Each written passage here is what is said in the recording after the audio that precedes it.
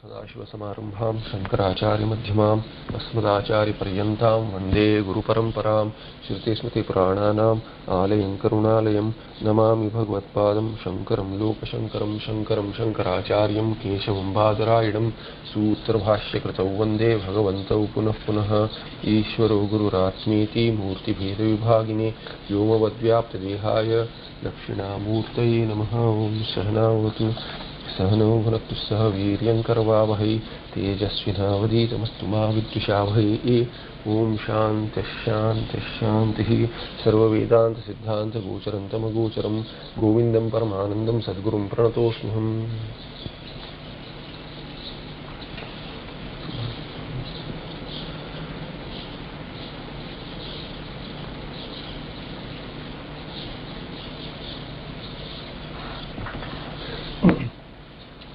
Earlier there was a question as to these words, Atma Sakshatkara, then we saw Sputa Bodha, Samyak Viveka, Aparoksha Anubhuti, Anubhava, Aparoksha Anubhava, all these words are there, Aparoksha Jnana, Aparoksha Anubhava. You have to understand these words have no meaning, no meaning which is different from each other. There is no separate meaning. All these words mean the same thing.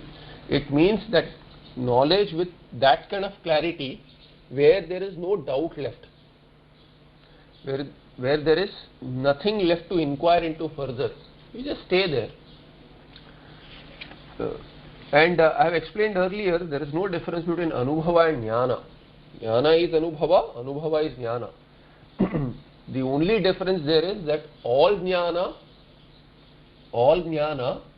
is not called as Anubhava. But it is not that Anubhava is different from Jnana.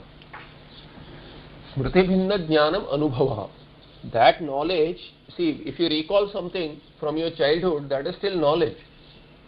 That memory which is triggering something, it will still be a vritti in the mind. Everything is cognized as a vritti in the mind. Even Atma Sakshatkara, what happens is that you have a Brahmakara vritti. Through the vritti you know.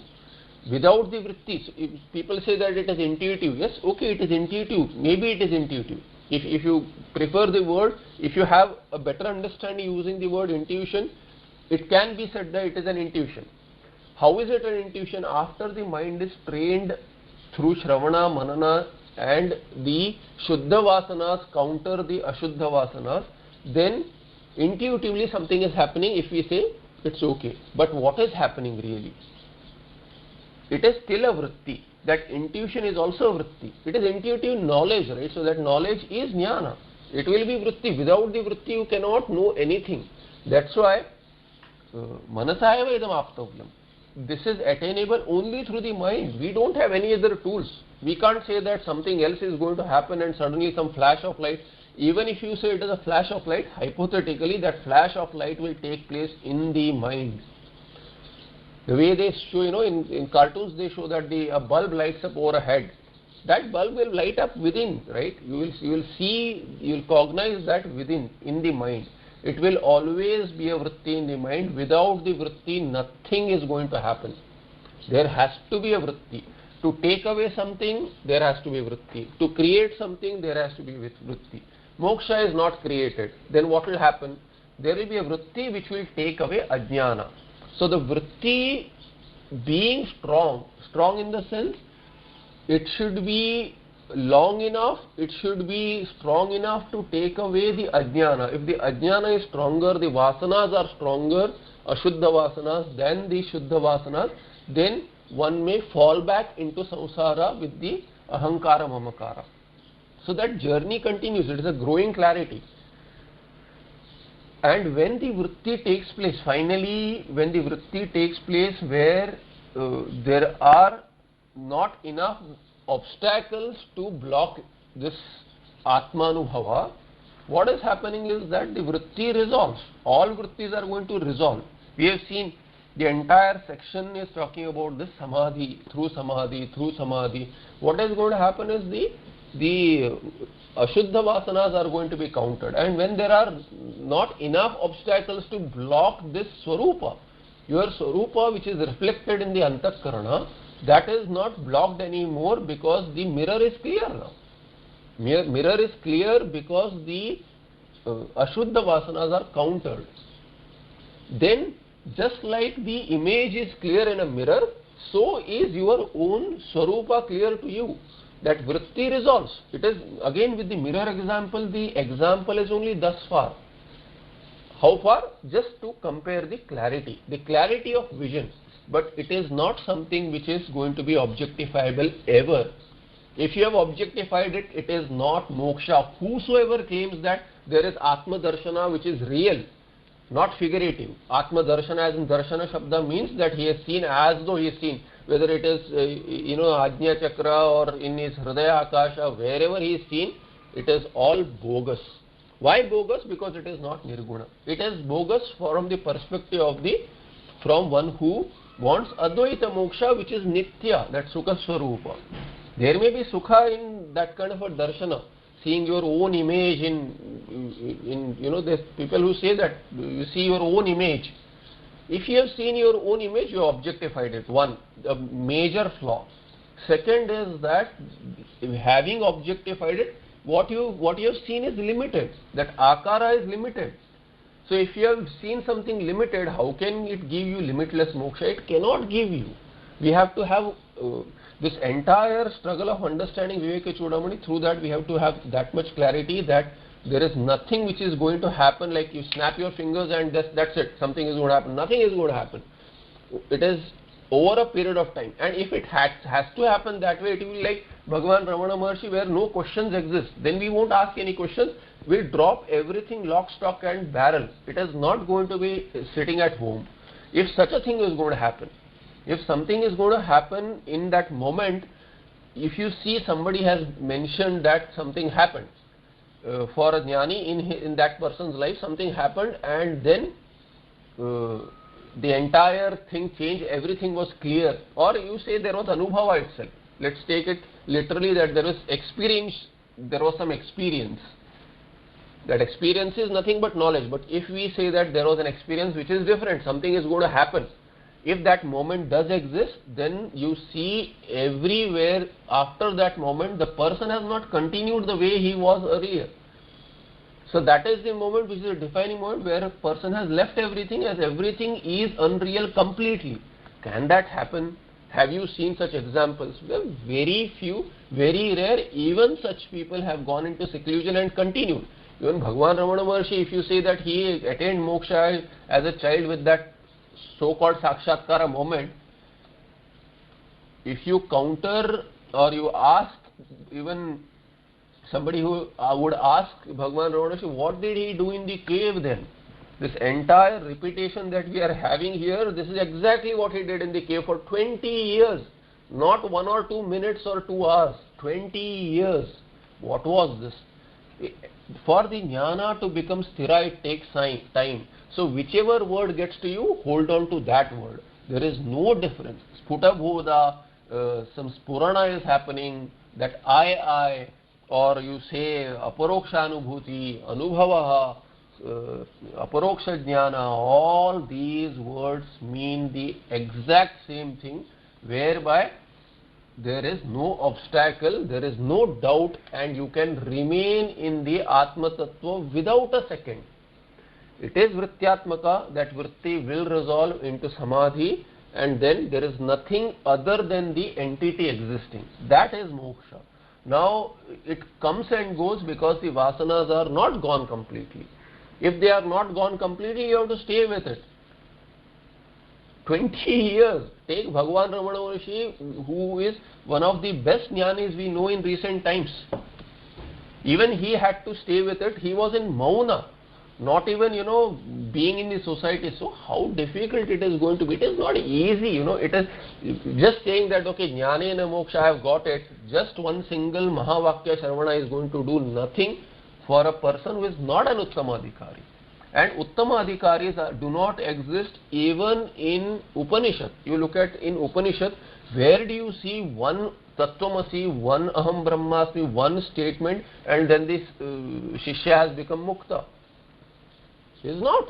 It's going to take time because the Vasanas are across Anadikala. Therefore, all these words are bringing out some clarity in the vision. Thereby, all these words mean the same. Whether you work through Dridrishya Viveka, Avastatraya Pariksha or Panchakosha Viveka, you are going to land on the same Atma. Whether it is Srishti Drishti Vada or it is Drishti Srishti Vada, anything you hold on to, any Upanishad you take, any process, anything that Gita Acharya explains in Gita, any of these even in Janaka's court, whatever discussion has been there, and Ashtavakra Gita, Uddhava Gita, all these are going to talk about the same thing.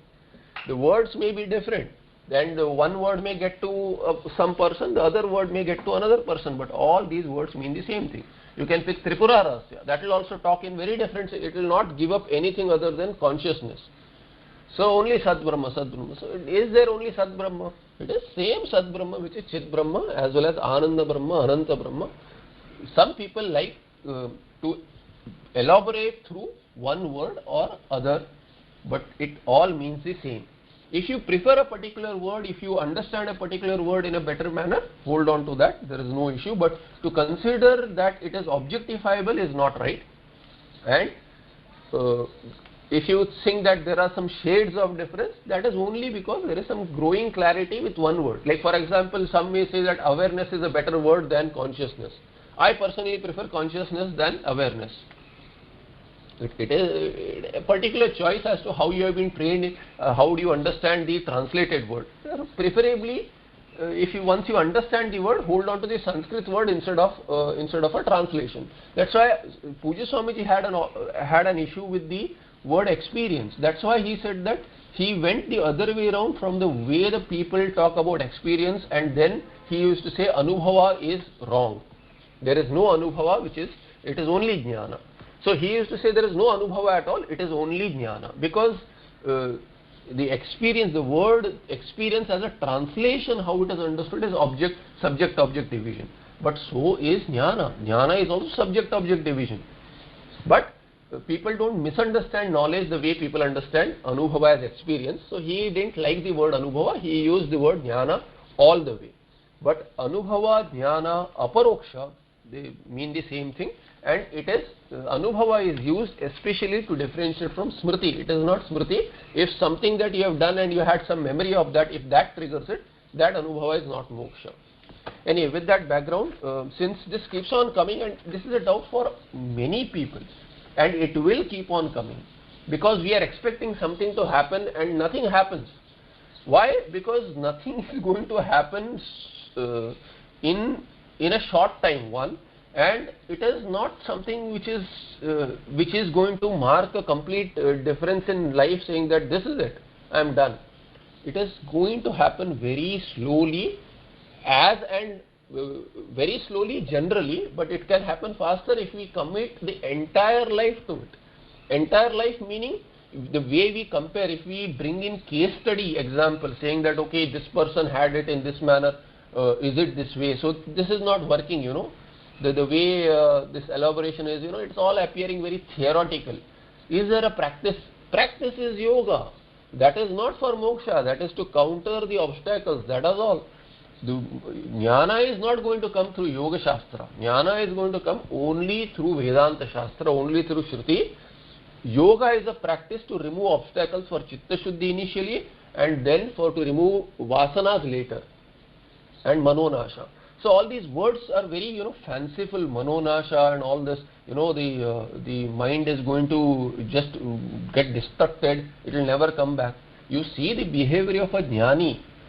Can the Jnani behave the way he does without that mind being there? Because he is thinking something, is he answering something without a thought? That cannot happen. But it is in line with the Prarabdha, universal. Whether he knows or not, that is a different question. From his perspective, from onlooker's perspective, all this, it is good for charcha. But what benefit do I get from it? If you inquire into it, then we see that only Shastras are going to reveal what you are, and holding on to it is going to lead to moksha. Now, how do you hold on to it? The methodologies vary, and you see from hundreds of shlokas, the same Nididhyasana is explained through various ways, and the what you see is that the tattva which is being talked about is same in various ways, but the process of the obstacle being removed is shown in different ways. Whether you stay with Atma, whether you negate the Vishaya, Mithyatva Darshana, Shama, Dama, Samadhi, all these are supporting means for the jnana to become still.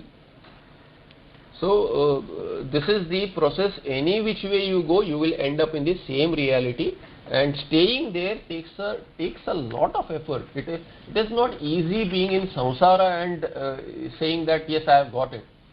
It seems good thing that I have got it, but then it is not culminating into moksha unless we can hold on to it, and holding on to it is very difficult because we are involved in samsara. Even for a person who is not involved in samsara, here Bhagavan Bhashyakara or Bhagavad Padacharya is not talking about someone who is sitting at home like us. He is talking about someone who is out there without any association with anyone, in Gurukula or in a cave. In Gita also, in Bhashya he talks about in 6th chapter, dhyana should be done in a secluded place, ekaki. That ekaki we don't have, even while having this patha early in the morning, we have noise around. So I can hear something in the background. How is dhyana going to happen? How is that focus going to come? It's not easy. So it appears that there is something else, but there is nothing else. It is the same thing.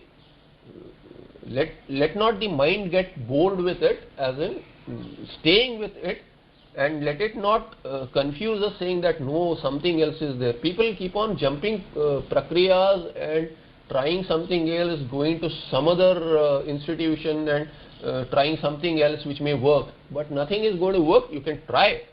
I am not saying that you should not try. You can try, but then it is just taking you away from the process. It is just taking you away from the process which you already have. There is no different process, and you can take any exposition. There is no different process. The word and the packaging is different. Okay, with that, let's go into 350. Atma Vyatiriktasya Sarvasya Mithyatvam Sopapattikam Kathayati Ayayati. So you have seen this example, the Ayognihi. Just when the iron rod is heated, the fire burns, not the iron rod. But through the association, the iron rod appears to be having heat. Iron rod does not have heat by Swarupa. Only through association it has got that. And what has it got? It has not really got heat. The fire within it has got heat. So it is said Atma Vyatiriktasya Sarvasya Mithyatvam. Other than Atma, everything is Mithya. That is explained through what? Through a Upapatti. Through logic it is explained through an example. The example given here is Ayogni Yoga Divasat Samanvayat Matradi Rupena Vijrumbhate Dhihi Tatkaryameva Tritayam Yato Mrisha Drishtam Brahmaswapna Manoratheshu. Now there is a word Yata here meaning Yasmat, and that connects with the Tataha in the next shloka, 351. So we'll read that also, so we get a connection.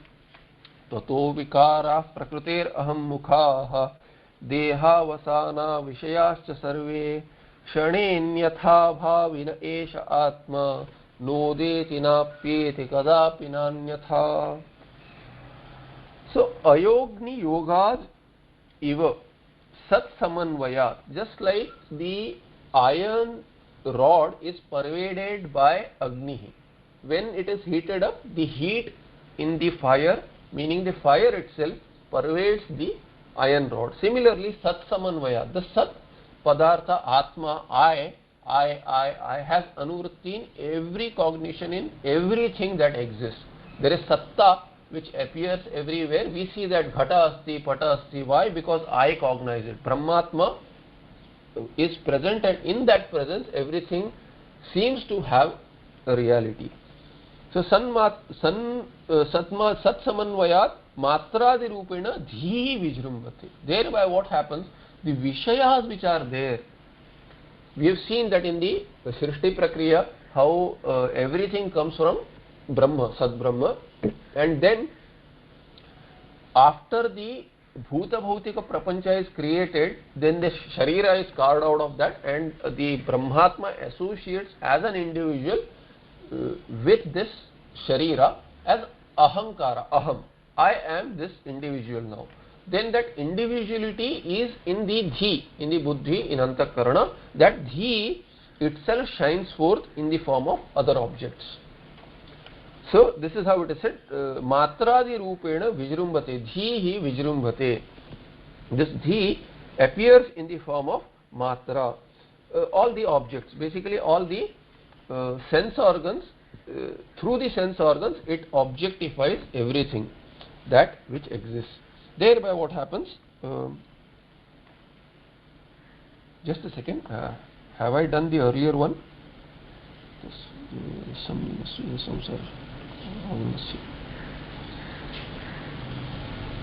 Yeah, I think I've done 349, right?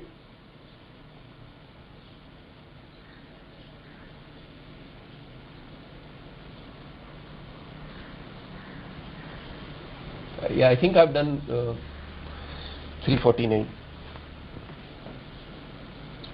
Okay, so if somebody thinks that I have not done 348, 349, just let me know. Otherwise, I assume that it has been done. Somehow I got a doubt whether it was done. Okay, so Atma Vyatirikta says, so this Ayogni Yoga, Sat Samanvayat Matradi Rupena Dhi Vijrumbate, the Dhi itself shines forth in the form of the matras. Everything that exists and is objectified, all that is objectified is the Dhi itself. It is a vritti. Basically it is saying it has everything is the vritti. So the Atma with association with the Sharira and the Sukshma Sharira itself manifests outwards. So in the Srishti Prakriya also, it is said the Brahmatma itself appears in the form of Akasha, then Akasha, which is nothing but Brahma, appears in the form of, manifests in the form of Vayu, and so on. Similarly here, in the individual, how do you understand it? The Atma itself appears with association, it becomes individual Brahmatma, and that itself shines forth through this Vijnanamaya Kosha as Dhi in the form of objects outwards, and then the entire Prapancha shines forth. So that itself manifests. So Dhi manifests itself, Buddhi, and then through that everything is manifest. So this is indicated here. Because Sat Samanvaya has to be there. Anuvritti of Sat is there through and through. I pervade through and through the Sukshma Sharira, Buddhi, whereby it starts appearing sentient, and then the Sharira, Stula Sharira, that appears sentient, and then outward towards Vishayas also. Tatkaryam eva Tritayam. And what is there in the Buddhi when it manifests, when I say Ahankara Aham, so there is a Spurana of I. Without me being there, I cannot have any cognition. When I say I hear a sound, I taste something, then we don't say that there is taste something. We say I taste something. So I is there with Anuvritti, that Sat Samanvaya is there through and through. So in the Buddhi, how is it? It is I as a subject, then there is an object which is the Ghatapatadi or Shabdarasa, Ruparasa, Shabdasparsha, Ruparasa, Gandha, or not or and. So I am there, there is an object which I am cognizing, and there is cognition. So there is a Triputi. There is a Triputi that is called as Kritayam. The threefold Karya. Tat Karyam eva Tritayam. It is the manifestation of this Buddhi in the form of these three. So everything is vritti. Aham vritti is there, idam vritti is there, and there is a cognition, vritti of cognition, that I am cognizing, and thereby I say that I know the pot, I hear a sound, all this, I understand something. How do I say it? Because there is a segmented triad in the same individual, the same Antakarana is segmented into, the vritti is segmented into threefold vritti, where I say I am there, there is an object, so I subject, object, and then the activity of cognition. That is that Tritayam. And Yataha Mrusha, all that is what? All that is objectified. So drishyatvat mithya. It is all objectified. It is mrisha. It is seen. Drishtam mrisha. It is seen. What is it? Brahma swapna manoratheshu. And in earlier sections where the Prakriya exposed this, it revealed that there is a division, and that division is there in Brahma Swapna Manoratheshu. So Manoratha and Swapna are examples which are used. They are not real. Whenever you see something, when you are imagining something, that is not real. And in dream also what you see, that is not real. Similarly, here also, now also, it is not real. So this is the basic meaning. We will see more in the Tika. So you can say yataha ayogni dhihi matradi rupena vijrumbate tataha tatkaryam, all of this tritayam, etc. drishtam mrisha brahma swapna manorateshu mrisha drishtam mritha. Everything seen in the Brahma swapna manoratha, all that is mrisha. Mrisha means mithya. And then further tataha vikaraha prakrute aham mukha. We'll see that in the next shloka. I wanted to explain that yataha, since this is so, therefore the next shloka. Because otherwise the anvaya yataha is not complete. If you have to complete the anvaya, you have to put yataha and the hetu hetumat bhava in this very shloka will be a little different, which is okay, but then that's not how the Vyakhyanakara takes it. Agnehe yogat ayaha yatha dagdhru pratiyate mrisha. Just like with the association of fire, the iron rod itself, iron piece itself appears to be burning. Similarly, tatha satsamanvayat satha paramatmana samanvayat, due to this anvaya, continuation of atma, paramatma into everything, pratiphalana rupa sambandha vashat, and how through this chidakasha there is a chit pratibimba. So through pratibimba there is an association. So you see, when I move, the reflection in the mirror also moves. Is the reflection in the mirror really moving? Is the reflection in the mirror sentient? Instead of saying moving, let's say sentient. Is it sentient? It appears to be sentient. But really I am sentient, neither is the mirror sentient nor the image sentient, but it appears. Similarly, here pratiphalana rupa sambandha vasha, due to that association by reflection, just by association by reflection, dhi is buddhi matradi rupena. What is matradi rupena? Mata mitihi meyam iti triputi rupena. So matra is also the sambandha with the sense organs, which is what I said towards the end, that's what it will mean. But in the buddhi it is triputi. So what is that matra? Matradi rupena. So it is trich pratyaya to ma dhatu, ma mane, and matra, matru, the pratipadika will mean the knower. So jnatru ityartha. Mata is matradi rupena. There mata is the matru pratipadika, which will declare as mata, matarau, mataraha, not mata as in mother. So mata is the knower. Nyatru, nyata, nyataro, nyatara. So trijanta. So rukaranta pratipadika, matra mata is mitihi meyam iti triputi rupena. So what is that matra? Adi padena. So matru is mata, the knower, and then adi padena mitihi meyam, miti cognition. So knower, knowing, and the known. Meyam is known. So mata mitihi meyam iti triputi rupena vijrumbate. As this triad vijrumbate, it manifests as a triad. So all that is vritti, and thereby the buddhi itself is appearing as the triad, as the knower, known, and the knowing, process of knowing. Who is the sakshi to all this? That sakshi is Atma, who is Shuddha Atma, who is separate, but he associates only with one type of vritti and says, I am matru, I am mata, I am the knower.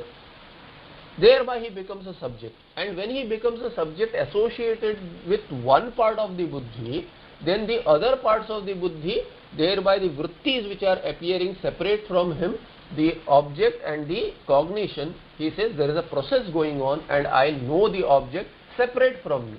This is how the segmentation is created. And he says, Mata mitihi meyamiti triputi rupena vijrumbate dhi vijrumbate. The buddhi itself manifests in this form as a triad. Anekakara bhavati. And then thereby all Vishayakaras also taken by, and the entire prapancha shines forth in the buddhi. Matuhu jnatuhu, the knower, jivasya api dhi vishishta veshena kalpitatvam eva. And thereby with association only with mata, matru, once the witness sakshi associates with the subject alone, then what happens as a knower? He becomes a jiva. Thereby that jivatvam is mithya.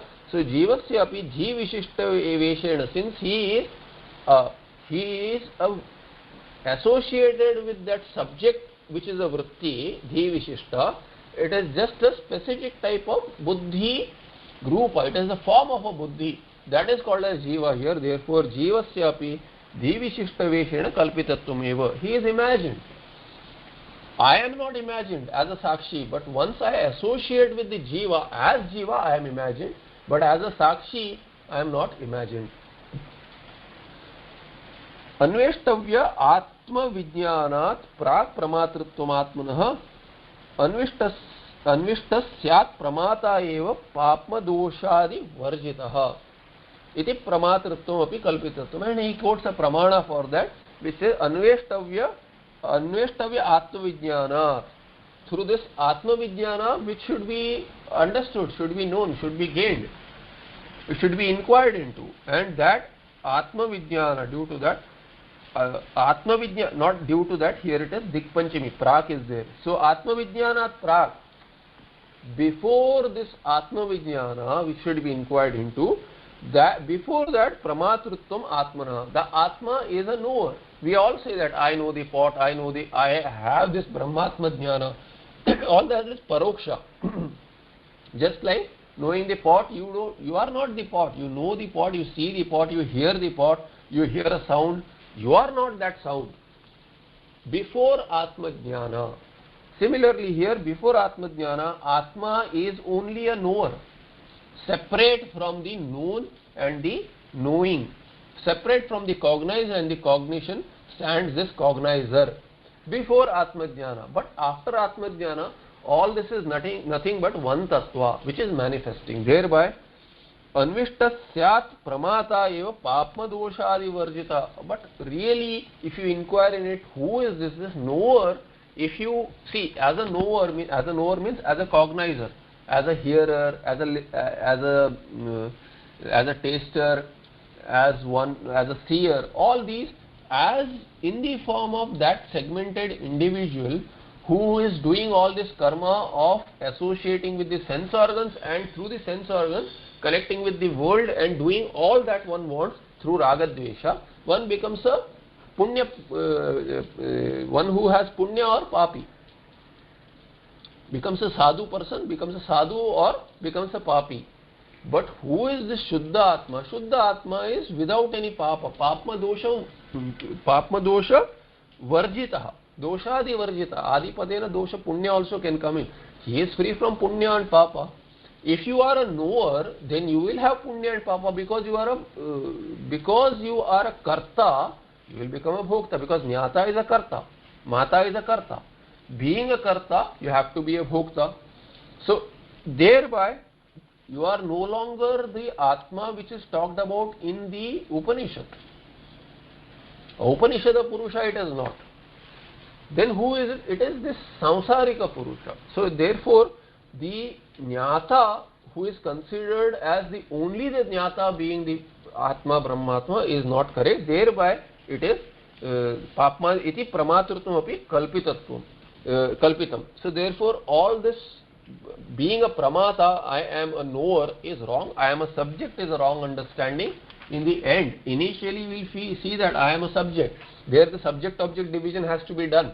Atma Anatma Vivek has to be done. But then I am only the objectifier. If you end up with that knowledge, that is insufficient for moksha, because that person is a Samsarika Jiva. That was said earlier. And yatha, since this is so, Brahma Swapna Manortheshu etat tritayam triputi rupam tatkaryam tatsamanvaya yukta dhi karyam yataha mrisha drishtam. Therefore, so what is that? Since yasmat yataha, that is Brahma Swapna Manortheshu mrisha drishtam. Since this tritayam, this triputi, knower, known and knowing, in Swapna you see, you were the knower, you saw some other person, and then so many people you saw, so many things you saw the entire Swapna Prapancha, and there was Swapna cognition also. You could hear things which were being discussed, you could taste things which are eaten, and all of those cognitions were happening, but you thought during the dream that you are only the subject. But you are not the subject alone, you are the object and you are the Kriya also. So you are the whole there. The entire Swapna Prapancha is created by you. It is you manifesting in that form. Similarly, the way it is understood there in Brahma Swapna Manorateshu, when you are deluded that this rope is a snake, you don't see the rope, you see the snake. But once you know that, the rope itself manifests as the snake. That is the Brahma. In Swapna we saw. And Manorateshu, you imagine something.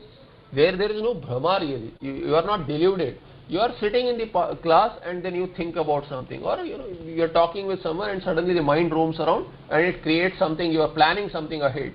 So when you are planning, I'll do this, let me take a vacation and I'll go there and I'll do this, I have to buy this. Or whatever, I have to meet this person. You are thinking that. Did you really, you have a conversation also maybe. But all that is imagined. You are only the person who was conversing, who was traveling, and then all the objects, all the tools which were available, they were different from you. In that imagination also.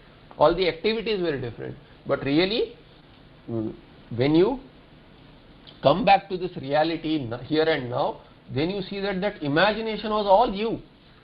It was not that the objects were separate from you. It is not that the activity of cognition was separate from you. The entire triad was one, because that triad is mithya. Even that you who was traveling was mithya. You were not really traveling. You were sitting there and talking to some family member of yours here and now. So thereby, Brahma Swapna Manoreteshu etat tritayam Triputi Rupam, all this in the form of the knower, known and the knowing process. That Triputi Rupam Tat Karyam, Tat Samanvaya Yukta Dhi Karyam Yataha Mrisha. It is all, and all the resultant also is Mithya. Everything there is Mithya Mrisha. And it is completely understood. Nobody needs to tell you that Swapna is Mithya. The Triputi in the Swapna is Mithya. You think that let's say I am an individual who is unmarried. I think that I am married with say 10-15 children with a huge palace and I am a king. I don't become a king. I was never a king. So that in Swapna that subject is also Mithya. Therefore here he says Tritayam Tatkaryam Tatsamanvaya Yukta Dhi Karyam.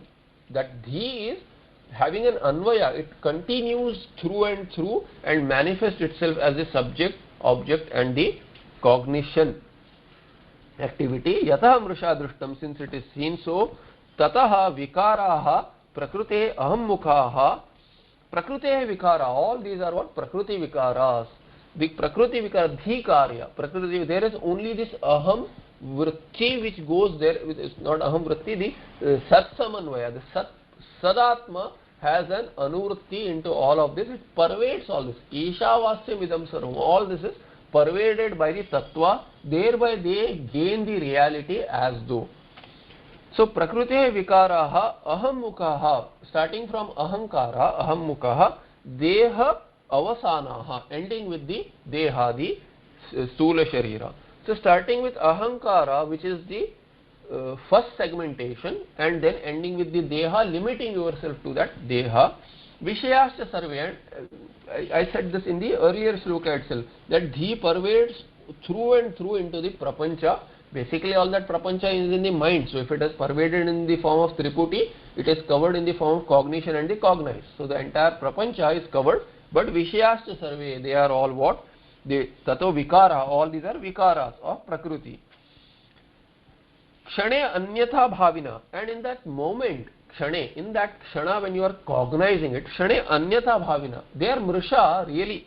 Tataha vikaraha mrisha. All these vikaraha, which are these vikaras? Aham vikara, this aham mukha. So starting with aham and ending with deha, deha avasana, all these vikaras are mithya. They are mrisha, including the sarve vishayascha. The entire prapancha is mithya, full of objects.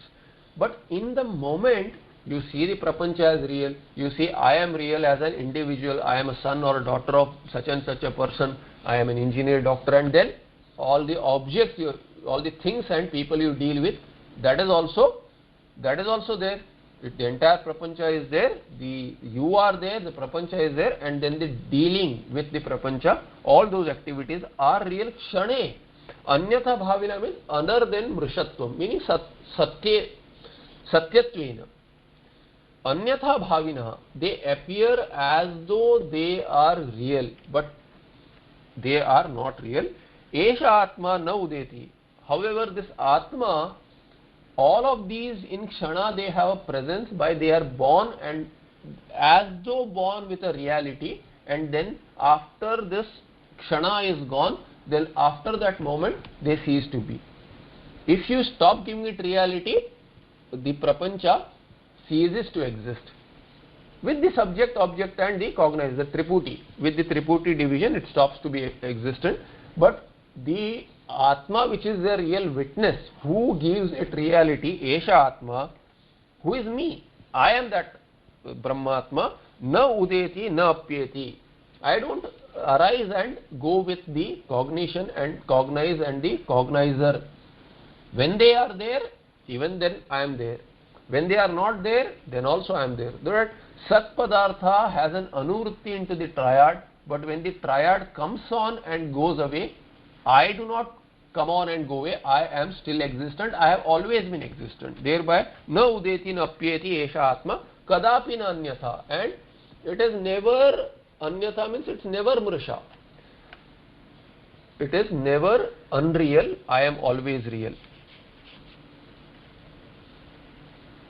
So, tataha prakrutehe vikaraha aham mukhaha dehavasana vishayascha sarve prakrutehe vikaraha bhavanti and kshane anyatha bhavinah bhavanti. Esha atma tu, you can add tu for contrast, or esha atma tu kadapi na udeti na apyeti anyatha na bhavati. That is the anvaya there. Tataha dhi karyana mrishatvat. What is the tataha as a hetu for yasmat is brought from the earlier shloka and says dhi karyanam mrishatvat. Since dhi karya is mithya, prakrutehe avidyaya. Prakriti is what? Maya or avidya. Avidyaya vikara, the products of maya or avidya are what? Are mrisha. Aham mukha dehavasanaha sarve vishayascha shabdadayah ghatadayascha. Whether they are the cognitions or the cognized, they are all kshane anyata bhavina, means satvena pratiyamana. Satyena pratiyamana, satvena. They have pratiti. They just have an appearance of reality. They are not real.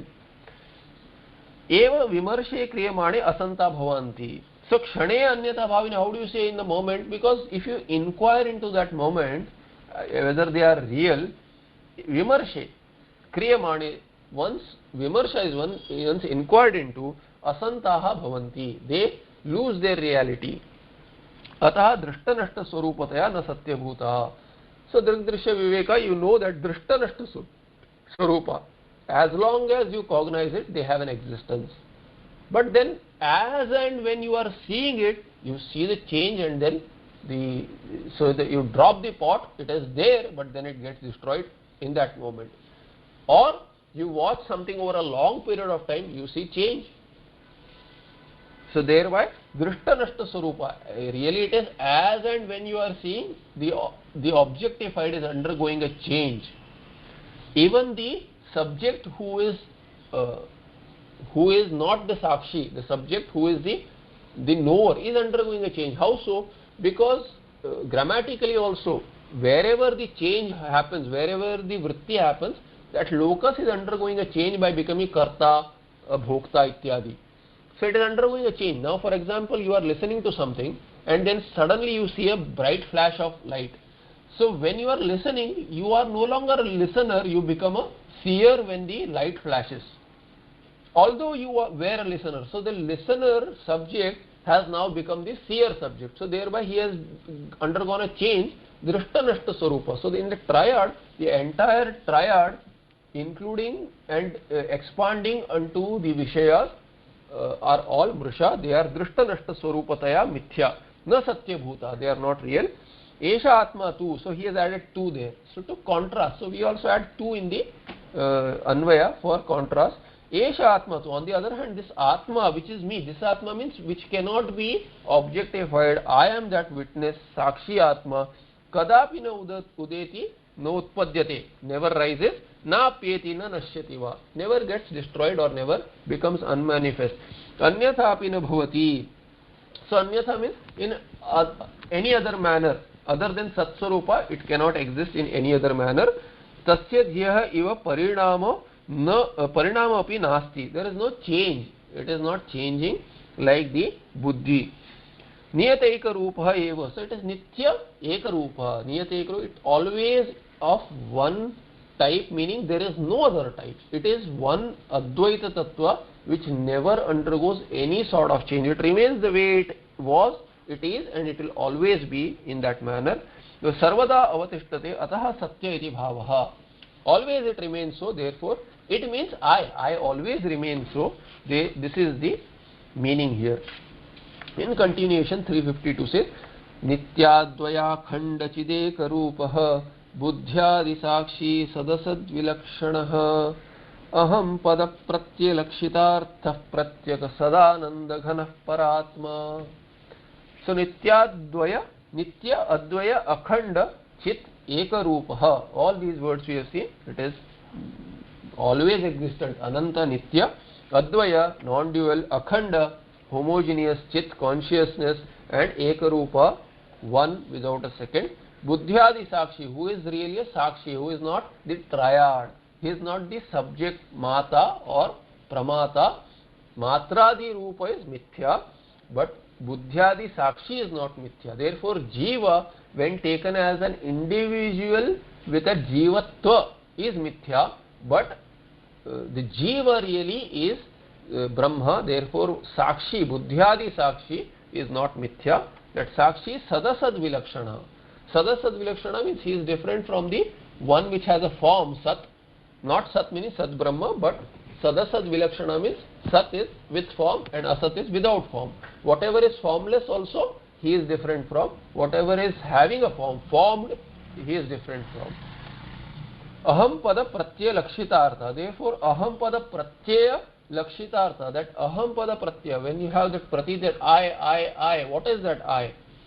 When I say I am this person, we associating with this stula sharira, or I am, a logician associating with the buddhi. I am a happy person associating with the Anandamaya Kosha. All these are segmentations of aham and known through aham pratyaya. Aham pada pratyaya, but actually that aham brahmas means that aham pada is what? When you what do you understand by when someone says, the Shruti says tat tvam asi, tvam. Tvam, I say that tvam means you. When someone has told me you, that means I. So I see it from that my perspective as I, aham. Aham brahmasmi. Aham tadasmi. So when he says tat tvamasi, then I say aham tadasmi. What is that tat? That Brahma. So aham brahmasmi. That's how I understand it. So aham is, who is that aham? With that aham pada, the word aham, what has been mentioned in that aham brahmasmi is that lakshitartha. You have seen this, it's a lakshana. Through the lakshana, it is not that individual with the body-mind sense complex, but the individual who pervades the body-mind complex and who drops off his association with body-mind complex. By pervasion, he had given it reality, but there is anatma is dropped off on both sides through jahadajal lakshana, and thereby lakshitartha yaha pratyak, who is the innermost, pratyanch, who is the most inner, who is not without any of these koshas, that Ananda Ghana, that Sukha Swarupa, Ananda Swarupa, Paratma, Paramatma is me. So Nitya, all these are in, anyway we do Anvaya, it is all in first case. Nitya Adyanta Vidura. Nitya means what? Without, Nitya, without any beginning or end. That is Nitya. Trikala Bhadita Satyam. It was always there. It will never cease to be. That is Nitya. So Nitya is that. Advaya. Swabhinna Vastu Shunya. Advaya means without, other than me, nothing exists. Nothing exists like me or other than me. Nothing exists. That's it. So I am there. Advaya. Atayeva Akhanda, and therefore homogeneous, unsegmented. Because if nothing exists other than me, there is no segmentation. There is one all pervasive tattva, which is me. Atayeva Akhanda, Trividha Paritsheda Rahita. Without limitations of time, space and things. Ya Chit. So Chit is Strilinga, therefore it says Nitya, Advaya, Eva Akhanda. Akhanda also. All these are Strilinga because Chit is Strilinga. That consciousness which is of this type, which is me really, Sa eva, not Sa eva, Chit Sa eva, Ekam Rupam Yasya Saha. So Bahuri, because it is ending in Pullinga now. Sa eva, Ekam Rupam Yasya Atmanaha Saha Atma. That me is Nityadvaya Akhanda Chideka Rupa. Tatra Manam Buddhyadi Sakshi. What is the pramana for this? Pramana is Buddhyadi Sakshi. Shruti says it is Sakshi, Purva Uktam. He says in 296 this was mentioned. So all this was mentioned. It is brought back for Dridhatha in Nishtha in the Nididhyasana process, in the stage, at that Nididhyasana stage. Vikarinam Sarva Vikara Vetta. Nityo Vikaro Bhavitum Samarati iti. And in that shloka what was said? Vikarinam Sarva Vikara Vetta. Of all these vikaras, who is the knower? The knower, the witness of all vikaras, including the change in subject, is me. So I was listening and suddenly, this happened and I started seeing this. I forgot what I was listening because that subject underwent a change. You did not really undergo change. You were the witness to even the subject. Thereby he says, Vikarinam Sarva Vikara Vetta. Even the subject who is undergoing a change, you are a witness to that. We don't doubt that we are not the object or we are not the cognition, but we are confused and we intermingle with the subject, who is also different from you in the sense he is also segmentation of the buddhi. Thereby Vikaranam Sarva Vikara Vitta, that Sakshi who is there, he is Nitya, Avikara, he does not undergo any change, although the subject undergoes change.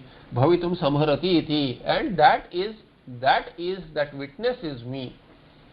And one who is the knower of all the changes, witness of all the changes, he himself cannot be undergoing change. Otherwise you will not know change. If you are changing and something else is changing, how will you know the other is changing or I am changing? Like we saw the example of the boat given by in the Bhashya or the Vyakhyana, or we see in the examples of the train.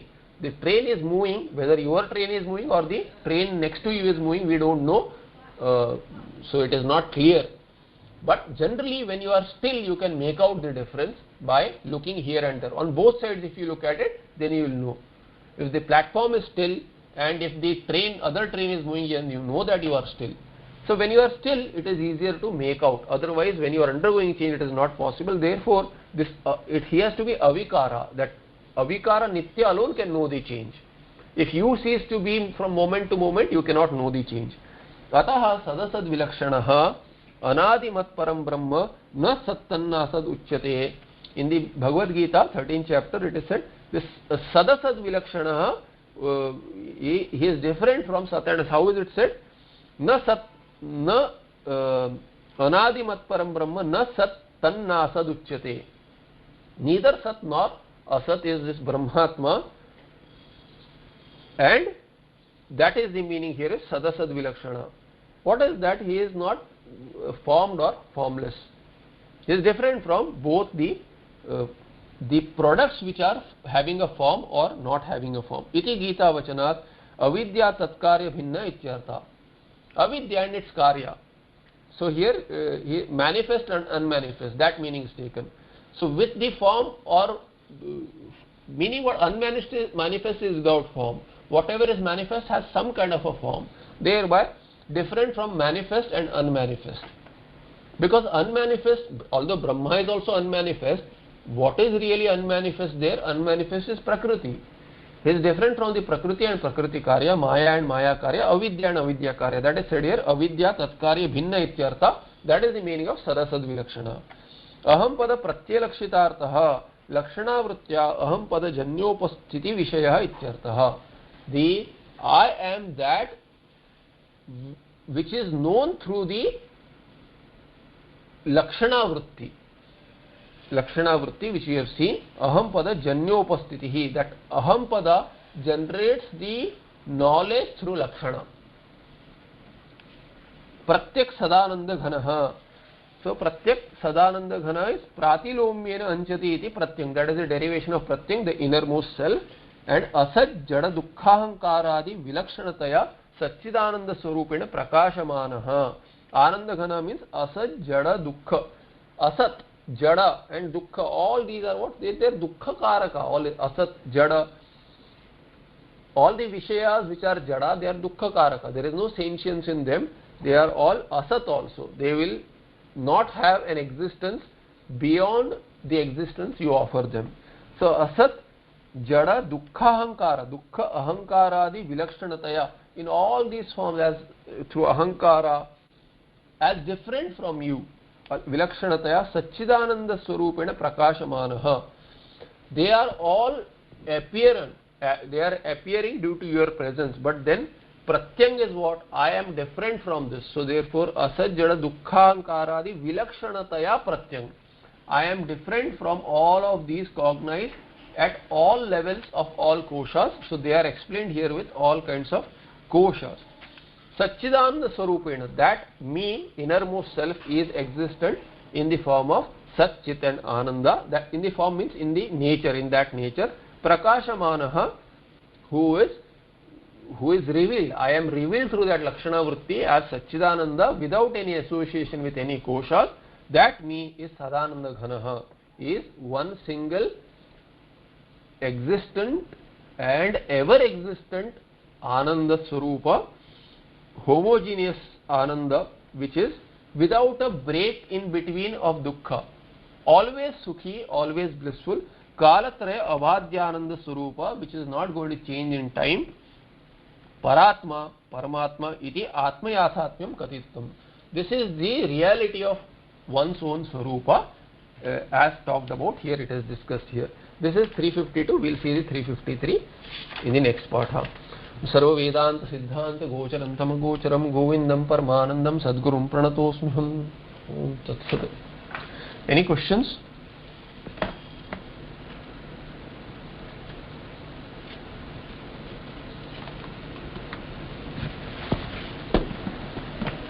Okay. Yes, Amma. Hari Om. In the stanza 352, this Akhanda and Ekarupa, I think broadly thinking it really has no difference, no? This Akhandatva and Ekarupatva. Okay, if I say Advaita and Ekha Advaita, what is the difference between the two? Ekameva Advaita. Advaita is. You have the same Okay. meaning, right? Yeah. There is still a difference. So there is still a difference, as in Eka can mean only one, but it can become two, right? Possibly become two. I am a brahmachari, I can marry and then become two. I can have a child, become three. So there is a possibility when you say Eka, there is a possibility that it is one now, it can change. Similarly, and Advaita negates that. Okay. It is that which can never become two. That means here, now is it there can be one person but with parts. Is it possible that you are one but then you have a hand, you have leg, you have a trunk, you have a head, all these parts are there? But akhanda, when you say akhanda, means that it is without any segmentation. So that one, but without any segmentation. Okay. That means Advaya means na vidyate dvitiya. Is it like that? Yeah. Advaita is, it is a bahuri. Yes, it is right. Bahuri, nai bahuri. Okay. Advaita is na vidyate dvaitam yasya sa advaita, or tattva if it is there, then in neuter advaitam. Here it is advaya, akhanda. So advaya, akhanda, all these words are there, but then ekarupa, it's also there, ekarupa, advaya, akhanda. If you understand it, all these mean the same thing, but then there is a shade of difference. Okay. See, ekarupaha, having one form, it can still be a segmented form. So therefore akhanda, it cannot be segmented, it is not segmented. Otherwise there is a misunderstanding. See, if you know the tattva, then you know eka means eka is without another. But then it is not an understanding for everyone, right? Eka can become many, can become, so therefore advaya. And akhanda meaning that eka is there, but then with body parts also may be there. There is a eka vriksha, but there is a branch, there all kinds of divisions are possible, right? Therefore akhanda, meaning there is no other, there is nothing within or without. Okay. Anything else? This Ayogni example is really very nice, well explained. You see, many places, example, it has come earlier as well, it has come. So that's why I didn't spend much time on it. It has come earlier also. Yeah. And there it was in the sense of both ways it was seen. So that was to show the tadatmya sambandha, how it superimposes guna of one another on each other, of both on each other. So that Mishrikarana is seen there with tadatmya sambandha, the anatma gunas are seen in the atma and atma gunas are seen in the anatma. There also this ayogni was used. What happens is that you see the iron rod as red. The fire is red, iron rod is not red by Swarupa. So the guna of the fire is seen in the iron rod, which is seen here also. But the other way also true. We say that ball of fire, when the rod of fire. There is no rod of fire. The rod is the length, the form of the iron rod is that lengthwise, or you see an iron ball. Then the iron is in the shape of the ball. But when it is heated, it becomes red, and you say there is a ball of fire. The shape of the ball is of the iron, not of the fire. So the other way also superimposition is there, both ways. You see the guna of the iron as the ball shape of the iron is seen in the fire, and the redness of fire is seen in the iron. Both ways. Iron, Okay. So very beautiful example there. Yeah, really very nice. Anything else? No. Yes,